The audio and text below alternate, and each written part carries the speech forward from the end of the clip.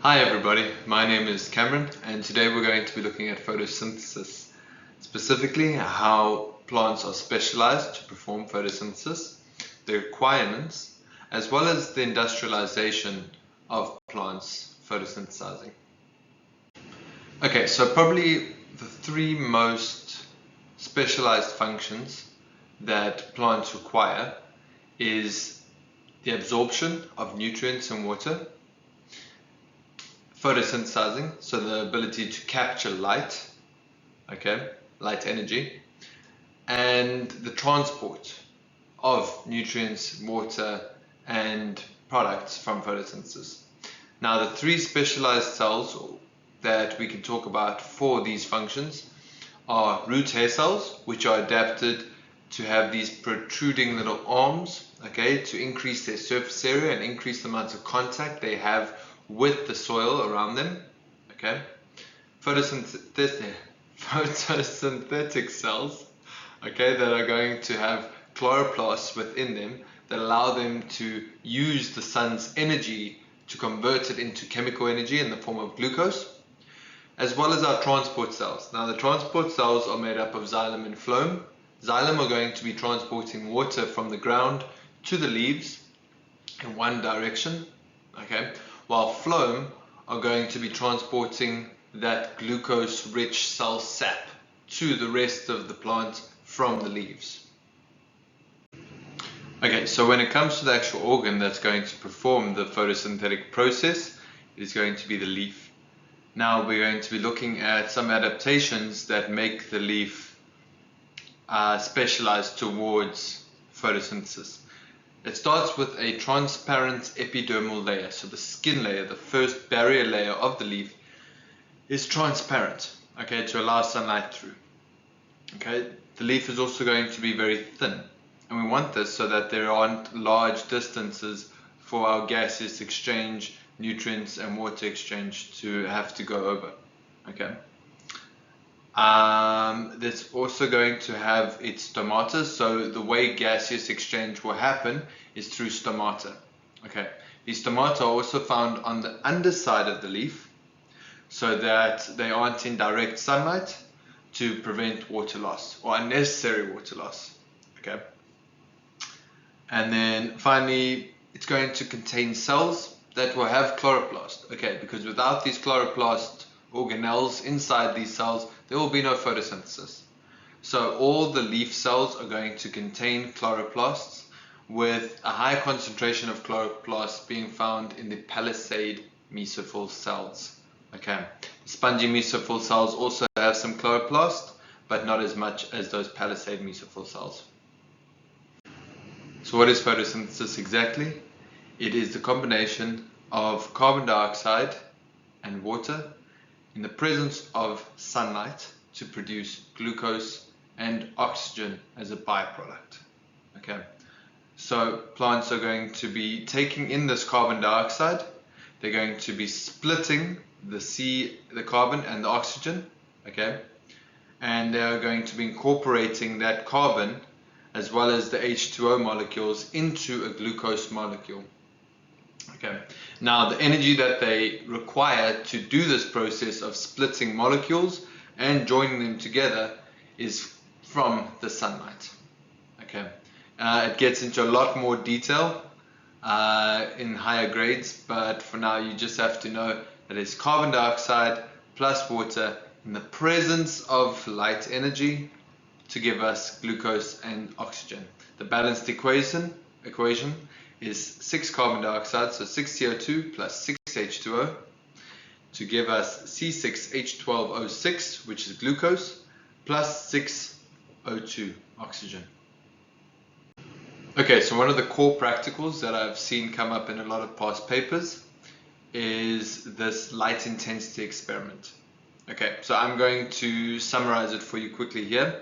What we are trying to investigate is at what distance the light needs to be to have the light intensity not be a limiting factor in the photosynthetic process. So as we can see here, we are going to have a water plant, within a funnel, and on top of that funnel we are going to be putting a beaker or a test tube. Okay, now that test tube is going to be there to capture any gases that might be created by our plant. Okay, now the gases that will be created are oxygen. And when will that happen? When there is enough light for the photosynthetic reaction to occur. Okay, so by putting this plant in the beaker, we are then going to move our light source, okay, away from the plant, and then document how much oxygen has been created.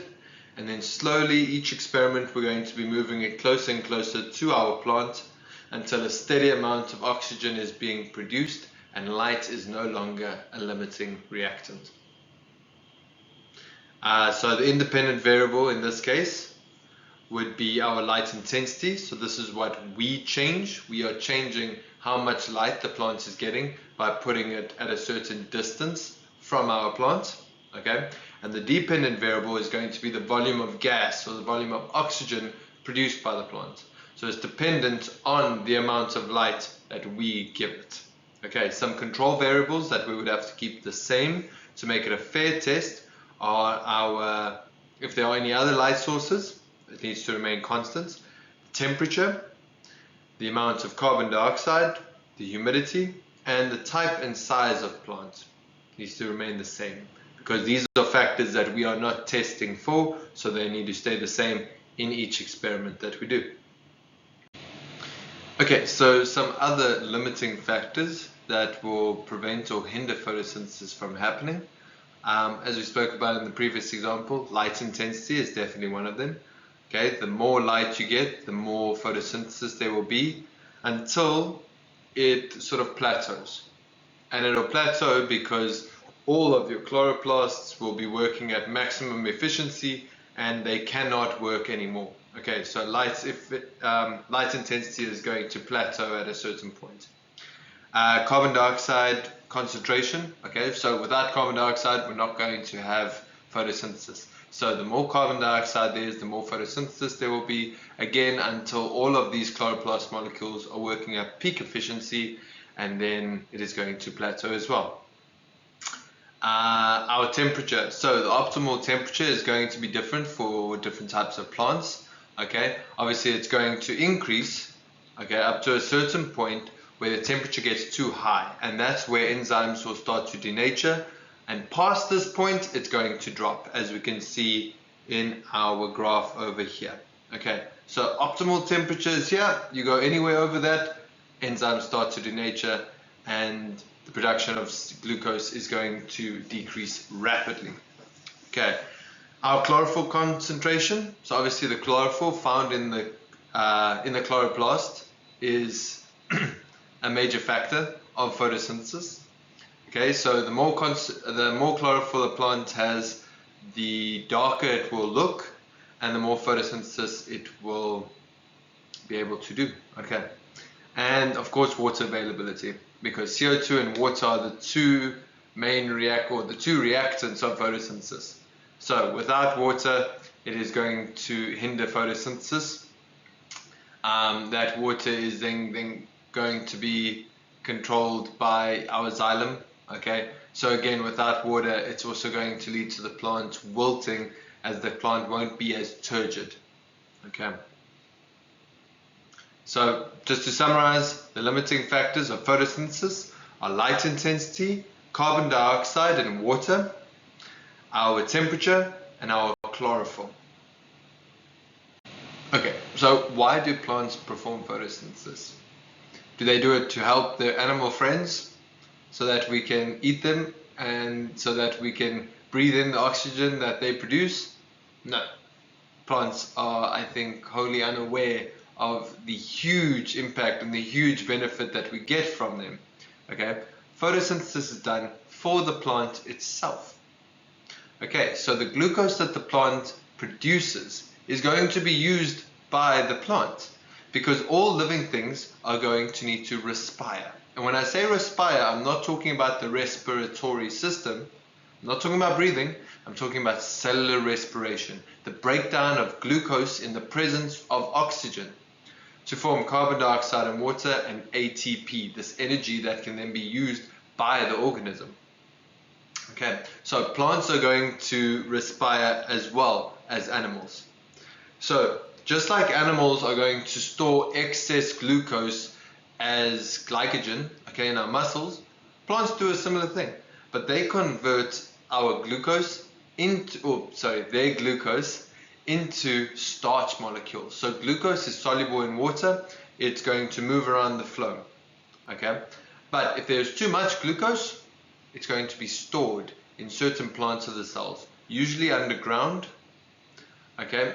And it's going to be insoluble as starch, okay? So potatoes, full of starch because that is a storage for the plant. You also get bulbs, okay? Bulb plants are plants that have these big bulb shapes at the bottom of them, and that is where they're going to store all of their excess glucose. It usually helps the plants get through winter months where photosynthesis might drop due to a drop in temperature and the amount of light. Okay, so it's also used, glucose is also then used to make proteins. Okay, so it is going to be used to join those amino acids, and by using nitrates and minerals from the soil to make these proteins, as well as lipids. Okay, so plants also have fats. Our avocados, okay, are going to store these lipids that they make from glucose into oils as well as fats. Okay, and your seeds and in your nuts. Okay. And plants are also going to be respiring 24 hours a day. Plants are always going to be respiring because they always, just like us, always need energy. Okay, whereas photosynthesis actually only occurs between 6 to 10 hours a day when there is daylight. Because when there is no daylight, there is no photosynthesis. But a plant will always need energy, and so it's always going to be respiring. So, how are humans going to most efficiently use plants? Well, we are going to want to optimize their photosynthetic properties. We're going to want to optimize how well these plants can create this energy-rich food from sunlight. Now, we have come up with methods of this, various methods throughout history. Okay. At the moment, however, we are going to put them in controlled and enclosed environments that we call greenhouses. Now, these greenhouses are going to control the temperature within that area. They're going to control the light intensity as well as the light duration. Okay. We are going to be controlling the amounts of carbon dioxide in the air, as well as controlling the amount of nutrients that the plants have access to. All of this is usually controlled by a computer monitoring system, okay, which means that you need less workers to monitor the system as it's all done automatically, and you are going to be able to most efficiently grow these plants. Okay, so your costs are going to be lower because they're going to be less smaller plants. The plants are going to have increased crop yield, okay, and it's going to cost some money to do the computer work and the computer management. Okay, so that's why these things aren't too widely used. It's usually used for your plants that will sell for a lot, such as strawberries, okay, or medicinal plants as well. So plants that have a high profit, you would grow in a greenhouse environment like this. And yes, so how are we going to control the nutrients in the soil? We use something called hydroponics. Okay, so hydroponics is when there isn't much or any soil that these plants are in. They are fed a constant stream of water that is also maintained with a certain level of different nutrients inside the water. Okay, and this is going to provide them with all the nutrients that they may need. Okay, so we are lessening the limiting factors completely. Okay, when it comes to sunlight, we are going to have lights on these plants for 24/7. This is going to make them photosynthesize 24 hours a day instead of that 6 to 10 hour cycle period during normal daylight. Okay.